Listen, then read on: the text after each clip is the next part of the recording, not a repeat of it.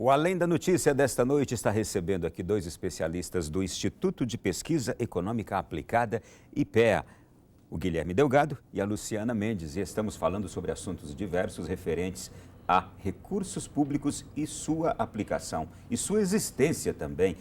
Eu quero primeiro aqui agradecê-los, porque vocês estão me deixando muito preocupados. Uma preocupação saudável, por causa dessa questão dos agrotóxicos. E também vocês estão nos dizendo que a nossa população está mais doente e com mais enfermidades. Então, vou pedir a vocês mais um pouco de comentário sobre onde é que nós temos agrotóxicos, Guilherme. Em que a gente encontra os agrotóxicos hoje? Olha, agrotóxico é basicamente na agricultura, mas não só, né? Porque você tem agrotóxicos também na sua casa para fazer limpeza,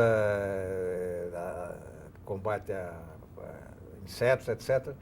Mas, basicamente, a preocupação maior é o crescimento do consumo de agrotóxicos na agricultura. Na agricultura, você tem tido, nos últimos 10 anos, uma espécie de pulo sistemático da compra de inseticidas, fungicidas, acaricidas, etc., como parte de uma estratégia para aumentar a produtividade da agropecuária numa área determinada. Tá?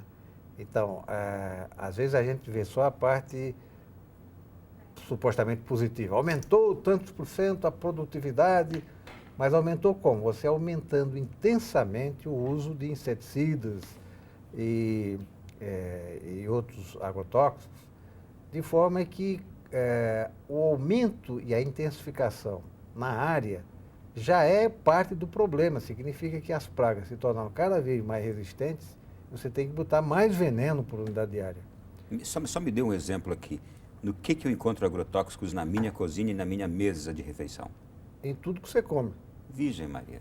Você pega na Anvisa, a Anvisa faz sistematicamente as amostras de 10, 20 produtos que eles pesquisam o teor de agrotóxicos.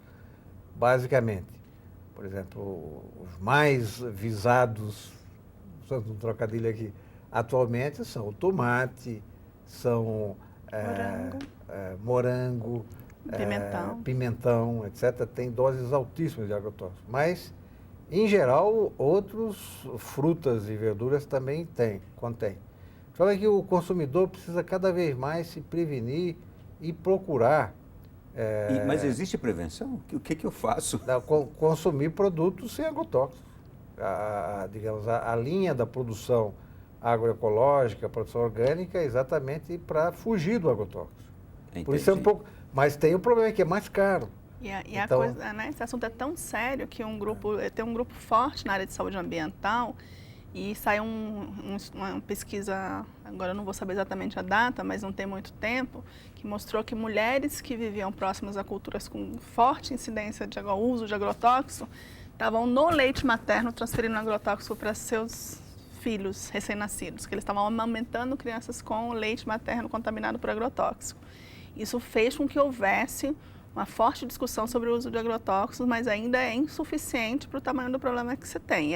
E fora isso, não só nos alimentos, mas você tem os trabalhadores que estão aplicando, né? Esse agrotóxico e a contaminação desses trabalhadores. Os trabalhadores, as águas, o ar e pelos alimentos, a população urbana. Então, Isso explica também, Luciana, aquilo que estávamos conversando agora há pouco, termos uma população com mais problemas de saúde? Não, na verdade não é necessariamente. Você tem esse tipo de problema, que é um problema novo, você tem criado novos problemas, mas não é necessariamente que a população tem mais problemas de saúde. O que acontece é que há uma mudança no perfil de problemas de saúde.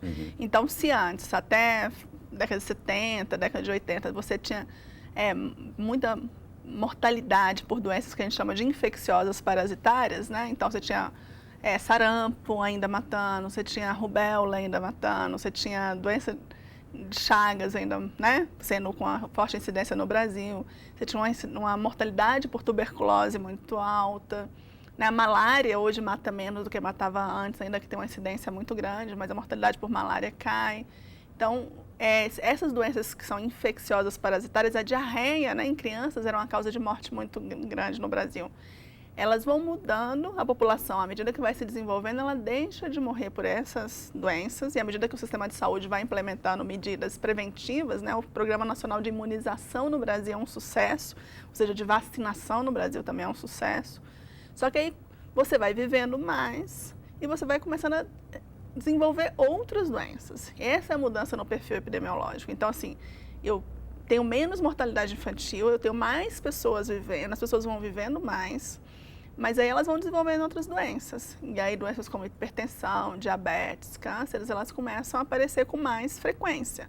O que não é razoável é que uma pessoa morra de hipertensão aos 30, 40 anos, né? Quer dizer, a pessoa, no final da vida, ela vai morrer de algum problema de saúde. Agora, é possível prevenir as mortes prematuras e é possível prevenir a incidência dessas doenças, porque elas são doenças relacionadas à alimentação, a comportamentos, né? Então, não é que você tenha mais doença, o mundo está mais doente, mas é que o perfil dessas doenças, aumentou a incidência, né? Ou seja, aumentou o número de pessoas que têm essas doenças no país. Entendi, perfeito. Bom, eu agora quero já mudar de assunto com vocês para a gente aproveitar esse final de programa. Vamos falar agora de educação. Se a gente conheceu aqui hoje que o percentual do PIB utilizado para a saúde no Brasil, é isso que você nos falou, Luciana? 3,8%? Isso é o público, né? Público, não é? E para a educação, o que hoje nós temos? Nós temos os recursos públicos hoje oferecidos à educação, são suficientes? Luciana, o que acontece é o seguinte, você tem hoje um percentual, uma divisão de responsabilidades, né, entre União, Estados e municípios. Então, o financiamento da educação, ele tem uma participação na educação básica muito grande de municípios e um pouco de estados. No ensino médio, um pouco de estados e no público, no ensino superior, muito da União. Mas os três repartem. E aí, se você somar os três, eu não vou saber ao certo porque não é a minha especialidade, mas devem estar em torno de 5%, 6% do PIB. E você tem uma grande campanha nacional, né, um movimento social dizendo que deveria ser 10%. Dentro do IPEA, as pessoas que trabalham com educação, elas dizem que precisaria chegar a 7, 7,5% no mínimo, né? Então, a gente está vendo que a gente ainda tem um espaço ainda grande para investir em educação, os movimentos sociais pedindo 10%, o governo dizendo que vai chegar a 7,5%, né? Mas ainda assim você tem uma brecha. E você tem demandas reprimidas na educação. Então, um exemplo de demanda reprimida é a educação infantil. Na educação infantil, o número de creches e pré-escolas no Brasil é insuficiente, públicas, né, insuficiente para a demanda que você tem. Por outro lado, você mesmo tendo universalizado a educação básica, hoje a maior parte das crianças de 7 a 14 anos ou até mais velhas já estão na escola, você tem um problema de qualidade dessa educação, né? E aí esse problema de qualidade, junto com outros problemas sociais, ele gera o que a gente chama de defasagem em idade séria. O que significa isso? Que eu tenho pessoas de 17 anos hoje cursando a 4ª série do ensino fundamental, né? O 4º ano do ensino fundamental, como eu estou falando hoje. Então, isso significa que essa pessoa devia estar terminando o ensino médio e ainda está lá no 4º ano do ensino fundamental. Ou você tem pessoas com 15 anos cursando o 4º ano, enfim. A defasagem de idade séria chega às vezes a 2 anos ou até mais na média. Então, esses são problemas que o sistema educacional ainda tem que resolver. Ou seja, você garantiu para uma parte da população que ela estivesse no ensino fundamental, né? Mas você ainda tem problemas para resolver na base, que é a creche, pré-escola, e você tem problemas para resolver no ensino médio, você tem problemas para resolver no acesso ao ensino universitário. Qual relação existe entre os efeitos da transição demográfica que estamos vivendo com o processo educacional que temos? No caso da educação, você tem um fenômeno inverso em relação do que a Previdência. No caso da Previdência, o impacto da longevidade e da, digamos assim, relativa redução da população jovem, ela é um agravante para o financiamento público. No caso da educação básica, a redução do tamanho da população jovem, a redução proporcional, isso alivia as pressões sobre a demanda da escola básica. Então, nós podemos dizer o seguinte, que do ponto de vista quantitativo, nós não temos um problema na escola básica, principalmente na escola fundamental, forte em função da transição demográfica. Pelo contrário, talvez vai até sobrar escola. À medida que o tempo vai passando, menos jovens vão entrando... Tendo menos jovens, menos nascimentos, menos jovens. Exatamente. Agora, o problema na educação fundamental e básica é mais de qualidade, ou seja, nós já temos na educação fundamental uma quase universalização, você já tem acima de 90% de matrículas na rede fundamental correspondente às idades em idade de educar, mas os indicadores de qualidade da educação são preocupantes, tanto no ensino fundamental quanto no ensino básico. Agora, no ensino universitário, que é o ensino que já não é obrigação do Estado, ensino básico é obrigação. Se o prefeito não oferecer a escola básica, ele pode ser acionado pelo Ministério Público por um crime de responsabilidade, porque ele tem que oferecer as vagas correspondentes aos alunos que existem no território. No ensino básico há uma obrigação, mas não tão compulsiva, e no ensino universitário não há obrigação do Estado. Mas o ensino universitário, ele é, digamos assim, quem, de certa forma, viabiliza que o conjunto do sistema cresça com qualidade. Então, o sistema universitário tem que crescer ainda no sentido da educação pública, como tem crescido nos últimos anos. Luciana e Guilherme, agora em pouco a Luciana disse que no campo da saúde, a gente tem um procedimento hoje que não ajuda muito, que é as pessoas irem direto aos hospitais, que o ideal seria buscarem primeiro um centro, um posto, uma unidade básica, onde ali você passasse por uma triagem. Seria isso, né, Luciana? Isso. Para depois você chegar a um hospital. No campo da saúde, eu escutei até algumas propostas parecidas com essa aqui que você nos trouxe, Luciana, por parte de alguns candidatos nessas últimas eleições. Agora, no campo da educação, o que é prioritário hoje se fazer? O que em primeiro lugar, deve-se agora mirar?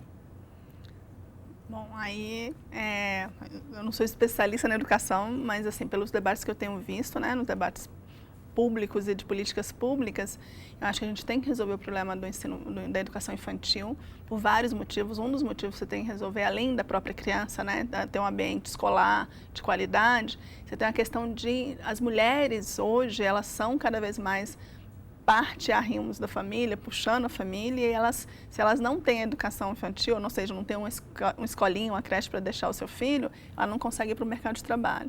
Né? Então, a educação infantil é uma prioridade, deve ser uma prioridade, eu acho que está sendo colocada como uma prioridade, inclusive, de políticas públicas. Do outro lado, essa questão do investimento em qualidade, né, de melhorar a qualidade do ensino fundamental e garantir que o ensino médio também, né, para todos os jovens, que você tenha condições de ter ensino médio para todos os jovens. No campo, é o que o Guilherme falou, a dificuldade de você escolher um é porque você precisa, para ter essa qualidade, formar bons professores. E você forma bons professores na universidade, você não forma bons professores no resto do sistema, né? E você forma bons profissionais para fazer com que a economia cresça também, a maior parte na universidade. Não necessariamente, você pode ter ensino técnico também, né, que está sendo discutido agora, mas de qualquer forma você tem etapas a serem cumpridas. A pessoa, a gente brinca às vezes, né, que na saúde a pessoa pode cair no meio-fio e parar no hospital de alta complexidade. Na educação, ela necessariamente tem que ir ensino fundamental, médio, universidade.